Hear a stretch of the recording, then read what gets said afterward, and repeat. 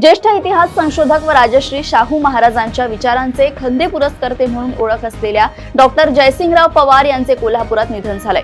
वयाच्या 85व्या वर्षी त्यांनी अखेरचा श्वास घेतलाय।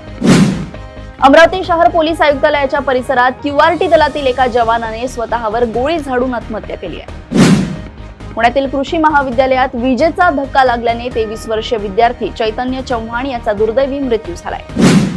मंत्री नरहरी झिरवाळ यांचा एका तृतीयपंथी व्यक्तीसोबतचा आक्षेपार्ह व्हिडिओ सोशल मीडियावर व्हायरल झाला असून त्यांच्या राजीनाम्याची मागणी होत आहे। धाराशिव येथील पोस्ट ऑफिसला बॉम्बने उडवण्याची धमकी देणारा निनावी ईमेल आल्यानंतर पोलिसांनी सखोल तपास सुरू केलाय।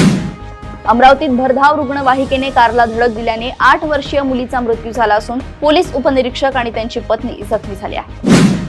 शिर्डीत साईबाबा संस्थानतर्फे 115वा श्रीराम नवमी उत्सव मोठ्या उत्साहात साजरा केला जात असून लाखो भाविकांनी हजेरी लावली आहे।